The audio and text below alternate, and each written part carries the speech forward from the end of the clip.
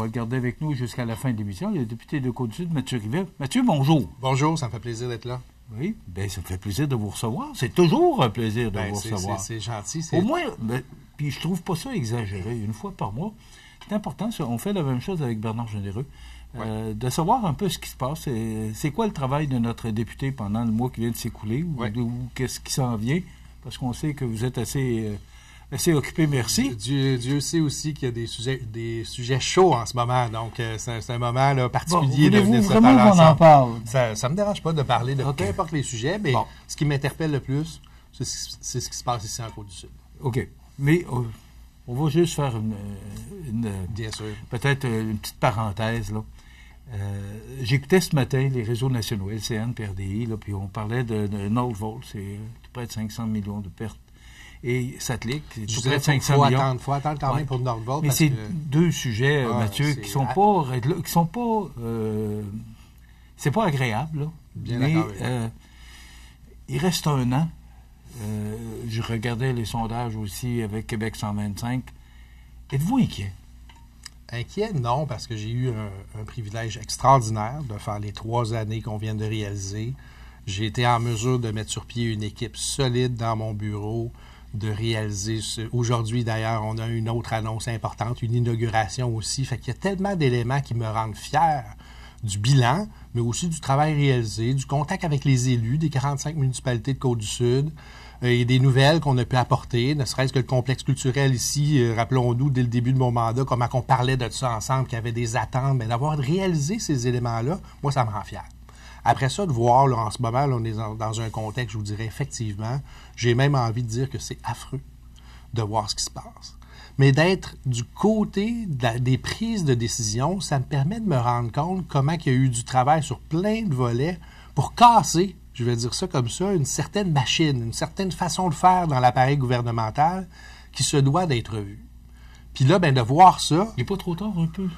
Ben, je dirais... Là, 1 milliard, c'est quand même beaucoup d'argent, c'est des fonds publics. Tout à fait. Là, si on parle de SACLIC, là, c'est ça que vous avez en tête. Je parle de Nordvolt aussi. Ouais, là. Mais je suis capable de me rendre compte, puis Nordvolt, mais SACLIC, allons-y là-dessus là, pour l'instant, parce que j'ai vu le premier ministre, évidemment, hier, là, en commission parlementaire avec la commission Galland, puis de voir aussi comment un ensemble de petits points peuvent mener à une dépense pareille, d'abord. Le premier enjeu, c'est de se dire, OK, pour faire une transformation pareille, mais je me rappelle aussi, à mon arrivée, de voir Éric Kerr, de voir le travail qui a été fait même par le gouvernement précédent, de cette volonté-là de transformer le Québec par une transformation numérique de l'État.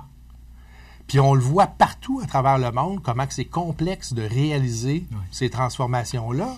Et je voyais aussi mes collègues avoir cette espèce de vision-là, de regard. On parlait même de l'identité numérique, rappelons-nous de tout ça, là, de se dire comment qu'on peut faire pour qu'un citoyen puisse arrêter de remplir à chaque fois son nom, son adresse, son numéro de téléphone, mais d'avoir une base de données efficace qui permette de parler entre les ministères.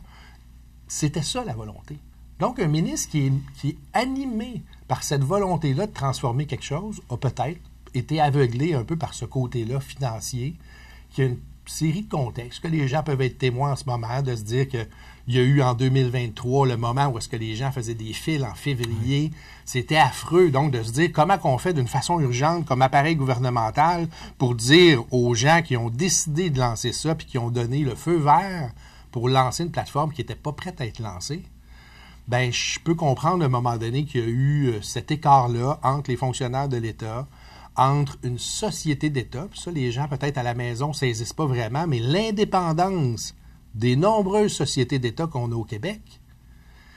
Bien, après ça, l'imputabilité, on le voit aujourd'hui, c'est la faute à qui à la fin de tout ça? On le verra à la suite de la commission. Mais hier, on écoutait le premier ministre qui disait qu'il n'était pas au courant. C'est le patron de l'entreprise. C'est ça que je vous dis. C'est le boss, là. Il n'était pas au courant. Puis je me mets dans sa peau d'arriver là et de se dire qu'on apprend par la vérificatrice générale des éléments aussi importants que ça. Je comprends les gens là d'être fâchés de ça, puis je le suis moi-même.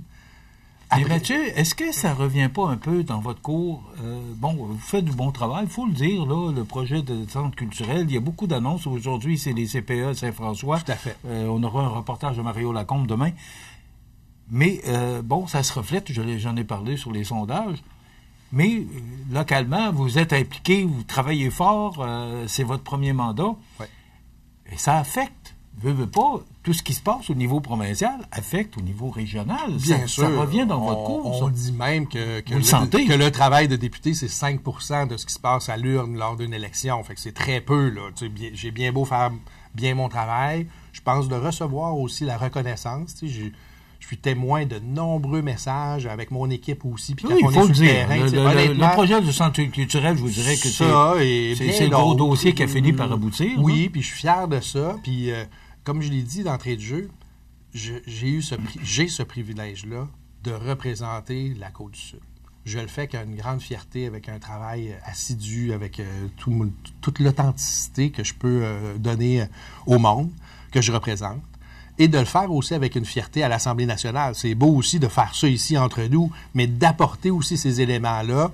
Je pense ne serait-ce que le SAB ou les discrétionnaires de ministres, de défendre aussi des projets qu'on a ici. À titre d'exemple, je viens de confirmer à Saint-Alexandre de Kamouraska pour la transformation de l'église en bibliothèque, un montant de 10 000 $ là, pour donner ce coup de pouce-là.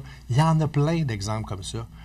Et ça se reflète, oui, parce que, veut pas, on voit nos collègues à la télévision parler négativement du gouvernement qu'on représente. C'est sûr que ça nous affecte.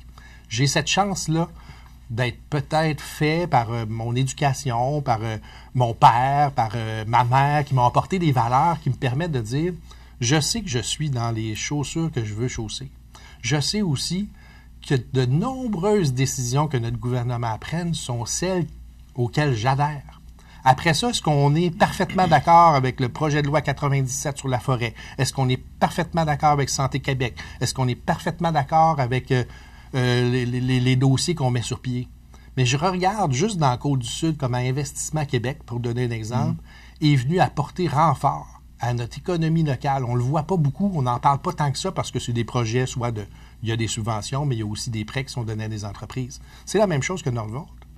Alstom, en 2000, là, je ne voudrais pas tromper les gens qui nous écoutent, là, mais il y a quelques années, nous avions annoncé un prêt pardonnable de 56 millions pour transformer l'entreprise. Aujourd'hui, cette entreprise-là a 450 employés et sur une aire d'aller exceptionnelle. Est-ce qu'on en parle? T'sais, vous comprenez les résultats. Ça appartient un peu à l'entreprise aussi. Je comprends, mais il reste qu'il y a des réussites. T'sais, ce que je veux dire aux gens qui nous écoutent, il y a des belles réussites. Moi, je les regarde beaucoup, ces réussites-là. Je les prends. Je suis fier de ça. Après ça, quand il arrive des moments qui sont extraordinairement dommageables pour notre société, puis d'arriver avec des montants aussi astronomiques de perte de revenus, que ce soit à l'intérieur d'une entreprise comme Nordvolt ou à l'intérieur de sa clique, bien, c'est sûr que les bras nous tendent. Puis il faut que ça serve à quelque chose. Il faut que ça serve à quelque chose de se dire on fait cette démarche-là. J'espère, parce qu'en plus, pour le Premier ministre, j'ai hâte de voir ce que M. Galland va nous sortir au mois de décembre. Ouais. Il est tenu de faire un rapport au mois de décembre. Mais je ne vais pas passer l'émission là-dessus. Là.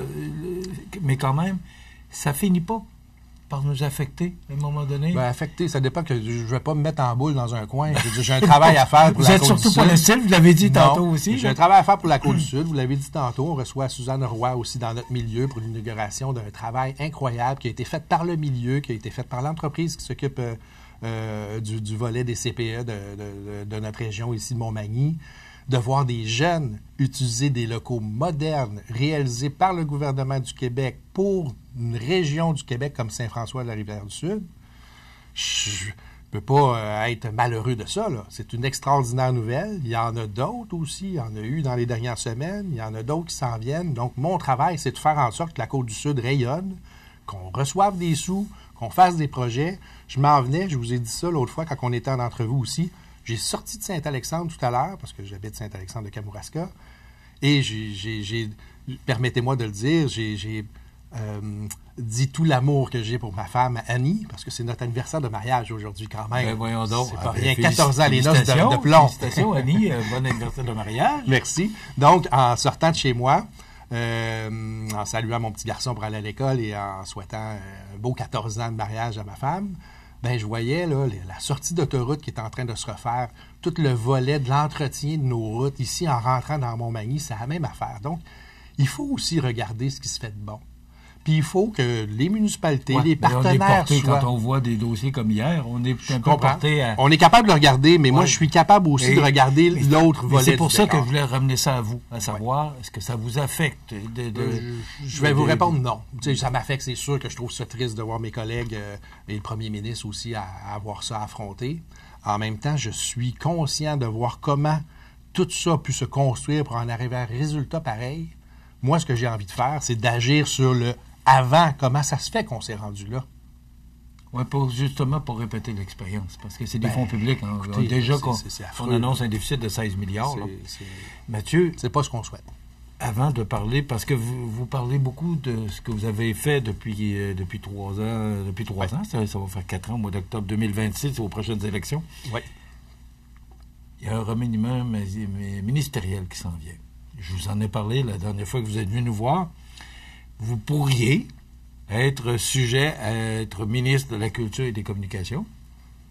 Et même hier, mon collègue Gérald Beaulieu de la Pocatière qui me disait, ben d'abord, il dit salut-là de ma part, alors c'est fait, qui me disait, parce que vous avez été enseignant, M. Drainville, qui pourrait peut-être que M. Legault pourrait être tenté de le déplacer et de le mettre dans un autre ministère, parce que c'est un bonhomme qui est très efficace, Bernard Drainville. Est-ce que, ben peut-être que le poste de ministre de l'Éducation, est-ce que vous avez eu des pourparlers? Je ne sais pas, mais on jase. On est entre nous. Je vais vous répondre de la même façon que je répondrais à un ami qui me poserait cette même question-là. D'abord, nous sommes 86 députés dans notre parti. J'ai eu la grande chance d'être élu lors des dernières élections. C'était un parcours nouveau, rappelons-nous. C'est nouveau pour moi. J'étais directeur du camp musical, enseignant au cégep La Pocatière. J'ai vécu toutes sortes d'expériences combien d'années, Mathieu? à travers le monde. 26 ans, 26 ans. comme à la tête de cet organisme-là. Je ne le cache pas, j'avais beaucoup d'apprentissage à faire au niveau politique, au niveau de l'appareil gouvernemental. Au bout de mes 3 ans, je me sens très confortable à l'organisation d'une commission parlementaire, à l'appareil. Vous savez, les ministres, ils siègent évidemment lors des commissions parlementaires, mais le travail se fait réellement par les députés. Donc, c'était un grand apprentissage. C'est sûr qu'au niveau de la culture, je sais l'engagement que j'ai eu, j'ai envie de dire, à travers le monde, de connaître comment fonctionne particulièrement la formation artistique des jeunes, mais aussi l'ensemble du volet, que ce soit de la diffusion, que ce soit au niveau des arts de la scène plus particulièrement, mais aussi au niveau muséal, au niveau le fait d'avoir été 26 ans à la tête du camp musical, ça m'a permis de connaître en région comment l'organisation artistique se fait et que la culture rayonne à travers le Québec. C'est sûr que c'est quelque chose que j'aurais envie de vivre. En même temps, là, il nous reste 1 an. Il y a 30 ministres actuellement. Je sais que la volonté est de diminuer probablement, de revoir un petit peu l'organisation. Je ne voudrais pas être dans la tête de M. Legault en ce moment. Ça ne doit pas être évident. C'est pas évident parce qu'il y a toutes des sensibilités. On sait qu'un député rêve toujours d'être ministre. Oui, mais moi, je vais vous dire comme ça, je vais peut-être le rêver ou j'aimerais apporter une contribution parce que c'est pas tant un rêve personnel qu'une implication pleine et totale. Oui. Être ministre pour moi, là, qui est exigeante, puis que donc cet équilibre-là entre la vie de famille, entre le travail de député et le travail de député dans un contexte que la Côte-du-Sud a connu. Et je pense avoir, dans ces 3 ans-là, joué le rôle que j'avais à jouer pour tisser des liens avec les organismes communautaires, avec les entreprises de notre milieu, avec les chambres de commerce, avec les municipalités, et de casser quelque chose, je vais dire ça comme ça, et de savoir que le représentant de l'appareil provincial peut jouer un rôle pour l'ensemble de ces secteurs-là. Ça, je pense là, qu'on est arrivé aujourd'hui, puis les gens pourront en être témoins d'ailleurs dans les prochains mois, je vais diffuser un dépliant qui relate de l'ensemble de ça, et on l'envoie chez les gens. On a pris cette décision-là de démontrer et de leur dire, OK, vous voulez suivre le député, savoir qu'est-ce qu'il fait davantage. Moi, Mathieu, je le connais pas trop, j'y ai jamais serré la main. Bien, comment ça fonctionne pour nous rejoindre, pour nous suivre? Les informations seront diffusées à l'intérieur de ça. Qu'est-ce qu'il va y avoir dans... c'est vraiment... on va faire une pause. Il y a une page sur le complexe culturel et sur mon équipe aussi, sur certains volets qu'on a réalisés. Autant l'appui que je peux donner à l'ITAC au niveau du pôle agroalimentaire qu'on a à la Pocatière, que sur ce qu'on a fait pour la piscine de la Pocatière, bien que ça ne soit pas réglé, mais j'ai joué un rôle important dans ça et je vais continuer à le jouer. Il n'y a pas d'eau dans les piscine ambulances. Il n'y a pas d'eau dans la piscine, mais il y a quand même la volonté que le tuyau s'amène de plus en plus proche. Et les ambulances aussi à Saint-Jean-Port-Joli, mais aussi Saint-Fabien, cette transformation-là qu'on a réalisée sur plein de points, sur les CPE, sur les écoles qui ont été améliorées dans notre secteur, il y a un peu un résumé de tout ça. Quand? Est-ce qu'on va le voir sur on vise le début octobre. Laisser la rentrée se faire, puis on est à train de le terminer, puis ça sera diffusé là, dans les boîtes aux lettres prochainement. Mathieu, on va faire une pause. D'accord. Puis on revient avec notre invité, puis on va parler des sujets un petit peu plus locaux et régionaux. Avec plaisir. À tout de suite. Alors, je vous rappelle notre invité aujourd'hui, c'est le député de Côte-du-Sud, Mathieu Rivet. Mathieu, vous m'avez laissé un petit peu sur mon appétit. Ah, c'est vrai? Oui, parce qu'on a parlé du remaniement ministériel de M. Legault, qui doit être connu possiblement la semaine prochaine. Il n'y a pas le temps, il est à commission Gala. Il est à commission Gala, puis je ne sais pas comment il va faire ça, parce que nous serons en caucus précessionnel aussi dès le début de la semaine, non, dès le début de la semaine prochaine. OK. Donc, parce ça va être spécial. Selon certains journalistes, ce serait la semaine prochaine, mais on verra bien. Ouais. Alors, je vous repose la question. Est-ce que vous vous attendez possible? J'ai répondu sommairement en vous disant qu'on est 86 députés. Il y a 30 ministres actuellement. Mon petit doigt... Donc là, vous dites qu'il pourrait... D'après moi, il n'y aura pas 35 ministres. Là. Ça, c'est sûr. Puis je répondais aussi de la façon suivante, de l'engagement que j'ai pour la Côte-du-Sud. Selon moi, de terminer mon mandat avec, oui, un côté d'être adjoint parlementaire ou adjoint gouvernemental là, au ministre de la Culture, parce que c'est le rôle que j'ai joué. Les gens ne le savent pas vraiment, mais j'ai des mandats précis à l'intérieur de ce travail-là, dont un qui va se terminer aussi en octobre, où on a fait de nombreuses recherches durant l'été. J'ai travaillé avec une équipe aussi et le cabinet pour déposer des recommandations sur la philanthropie culturelle, qui est quelque chose qui m'anime beaucoup, pour permettre à des organismes culturels, exemple, d'avoir des fondations, assurer une pérennité aux organismes culturels, particulièrement en région. Donc, j'ai travaillé très, très fort là-dessus et on va déposer une série de recommandations. L'autre volet, c'est la formation artistique des jeunes. Ça a été ma vie, là, le programme qu'on appelle le PAFOFA. Je l'ai rempli pendant 26 ans. Je sais de quoi je parle, j'ai une expertise assez forte sur ce programme-là. Bien, de contribuer dans des éléments précis comme ça fait mon affaire dans l'organisation de l'horaire. Le jour où je serai ministre, Côte-du-Sud, assurément qu'il y a une équipe, là, mais je vais vouloir m'investir à 100% dans le volet de transformer ce qui peut se passer, exemple, en culture. Le ministère de l'Éducation que vous avez soulevé tout à l'heure, puis un certain journaliste sur notre territoire aussi me posait ce même genre de questions-là. C'est un énorme ministère avec des équipes. Je vous dirais, laissons-moi le temps de vivre le mandat. C'est ce que je répondrais probablement au premier ministre, de dire, donnez-moi tous les mandats que vous souhaitez pour transformer ce qu'on souhaite faire, que ce soit en culture ou en éducation.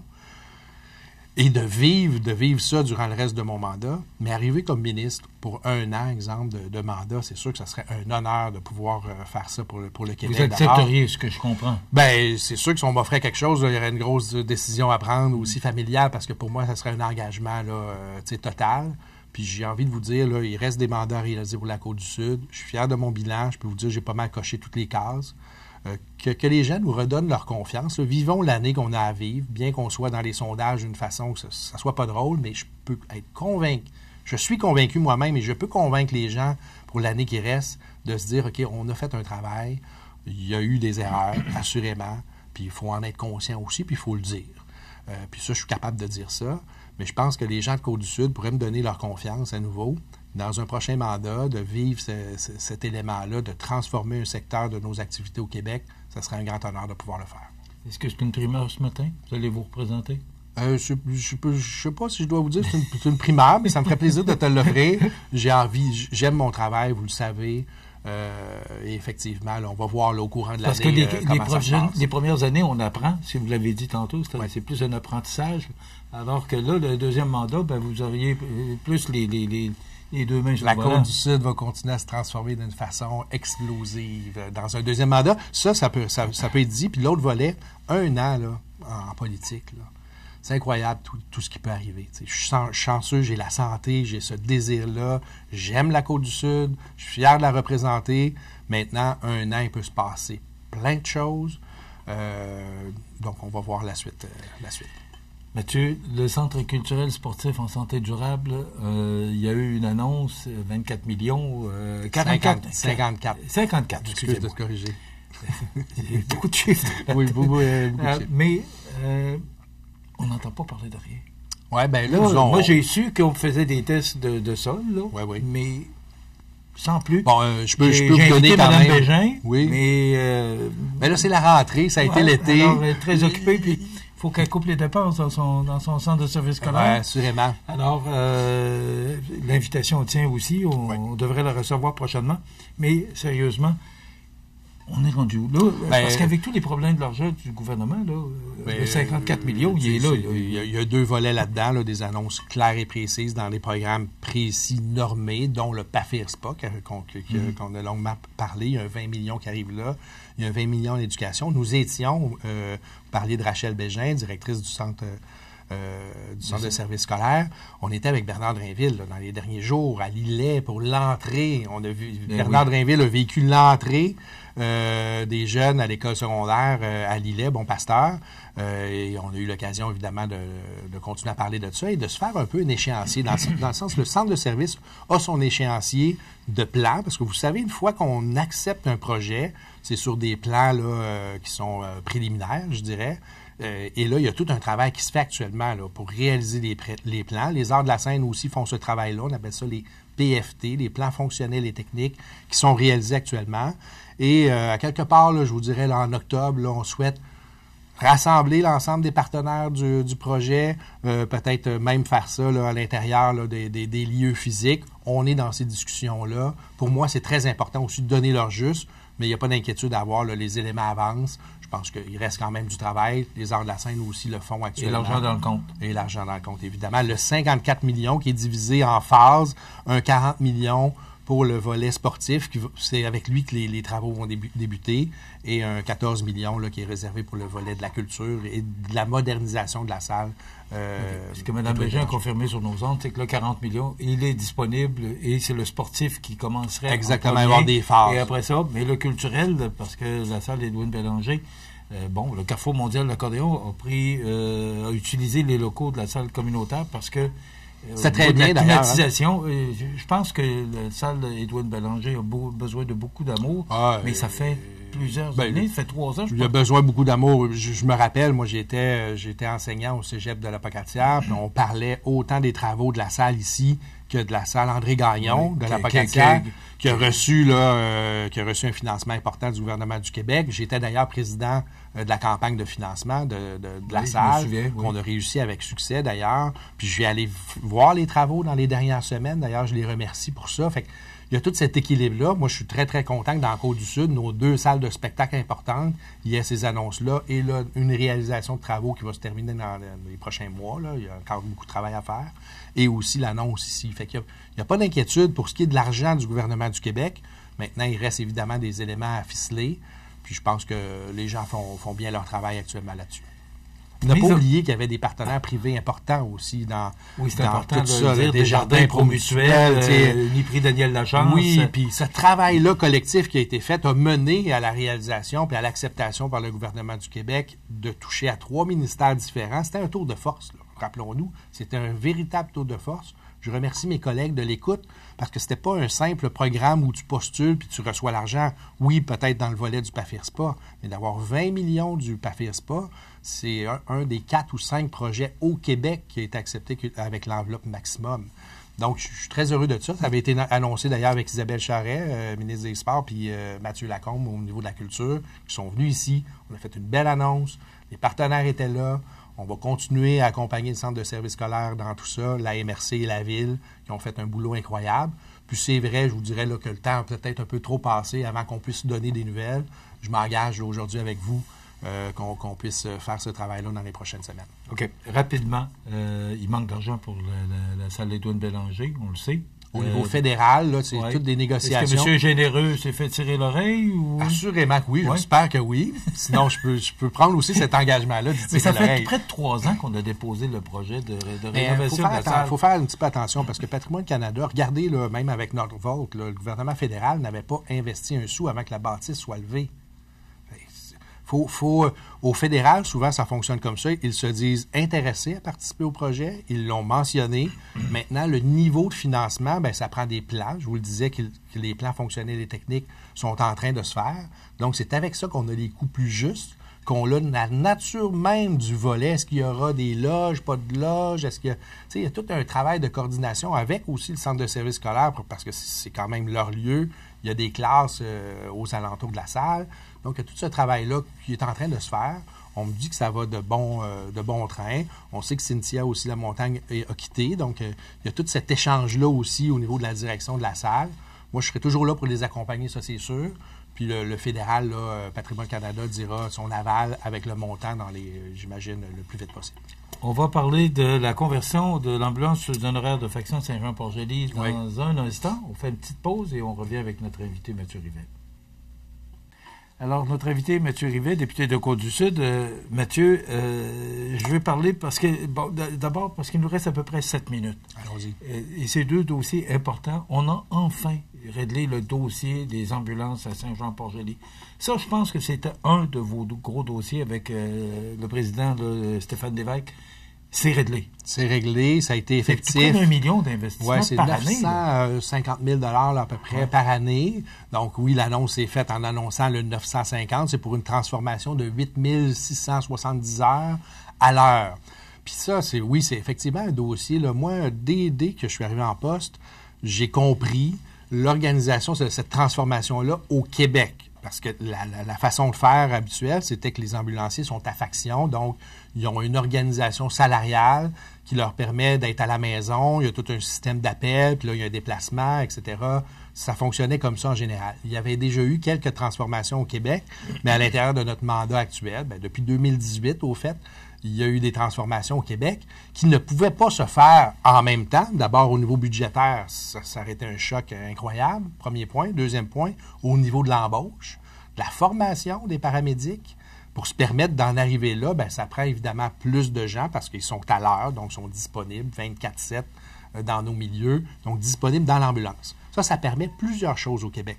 D'avoir ce qu'on appelle le déploiement dynamique. Une ambulance qui est là doit se déplacer de Saint-Jean-Port-Joli à Montmagny, par titre d'exemple. Mais là, ceux de la Pocatière vont se rapprocher pour tenter, pas juste tenter, mais pour s'assurer d'avoir un temps de réponse qui soit meilleur. Ça, c'est un point. Deuxième point, pour la rétention du personnel, quand on engage des paramédics, d'avoir ces conditions-là, c'est plus avantageux, c'est mieux pour eux, donc ça permet à nos milieux d'avoir ces éléments-là. Par contre,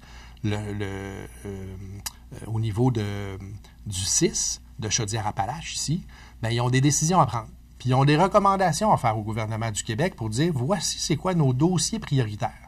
Donc, ça ne pouvait pas arriver que dans une même année, le CIS dise au gouvernement du Québec, bien, on veut transformer Saint-Jean-Port-Joli, Sainte-Claire dans Bellechasse, puis faire la transformation tout d'un coup. Saint-Fabien-de-Panay qui était annoncé il y a quelques mois. Exact. Donc, le CIS prenait des décisions pour recommander au gouvernement du Québec selon des données probantes. Puis c'est ça qui est important. C'est pas une décision politique de dire, hey, aujourd'hui, on transforme Saint-Jean-Port-Joli. Donc, ces données-là, elles doivent être analysées, elles doivent être vues par le CIS.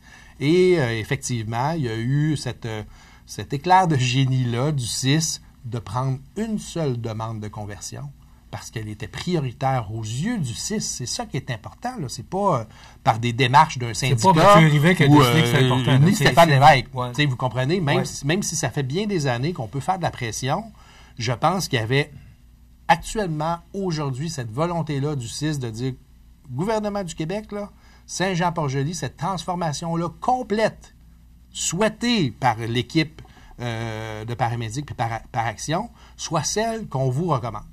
Donc, il n'y a pas eu quelque chose qui s'est fait à demi-mesure. Là, on a dit, nous, c'est important.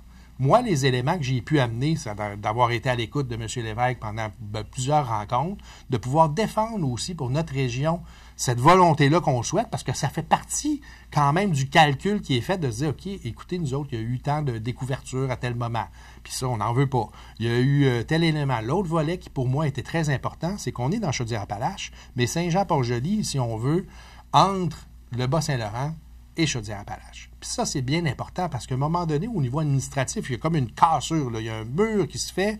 Là, on est géré par le CIS du Bas-Saint-Laurent ou on est géré. Donc, cette discussion entre les frontières, il est très important. Puis ces données-là, comptabilisées, mises ensemble, nous a permis d'en arriver à cette belle annonce-là de près d'1 million par année pour cette transformation-là des paramédics. Puis il y a une chose sur laquelle je ne m'en veux. Il y a un autre sujet. Oui, avec les... je vais aller les visiter. Là. Je leur ai dit, là, puis je fais cet appel-là. Là, je veux aller voir comment ça fonctionne davantage. Maintenant que c'est réglé, on est tous très fiers de ça. Puis je pense que les équipes, dont Stéphane Lévesque aussi, en a témoigné là, dans différents médias. Là, il est venu ici pour nous en parler, puis il était très fier. De dire merci. 8 ans. Il y a tout un travail derrière ça, mais un travail collectif qui est fait, et le CIS aussi qui a recommandé positivement cette transformation-là. Hier, vous étiez au dernier conseil municipal de Saint-Onésime-d'Ixworth. C'est la fusion.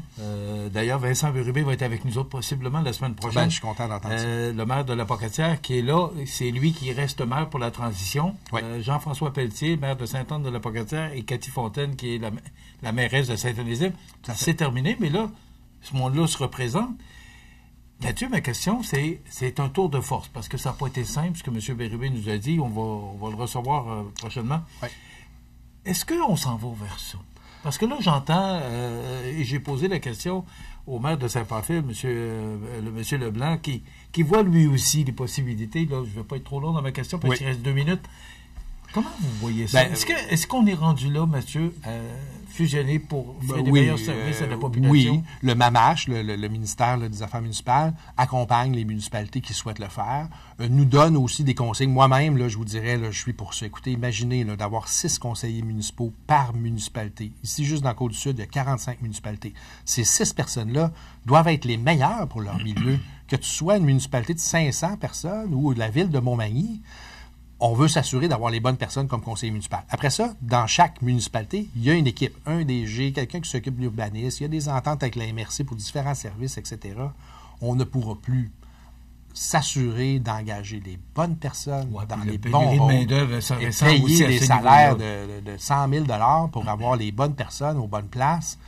Et cet appareil-là se complexifie.